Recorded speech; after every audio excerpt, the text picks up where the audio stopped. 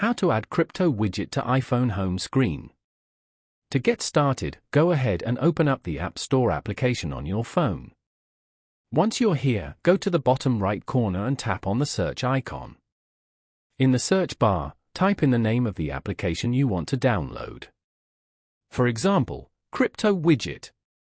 From the results, select the CoinMarketCap app as shown. Here, tap on the download icon to download this app.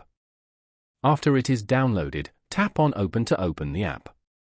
Now, go back to your home screen. Over here, long press on any empty area of the home screen until the icon starts to wiggle and a minus sign appears on each app icon. Go to the top left corner and tap on Edit. Then, tap on Add Widget.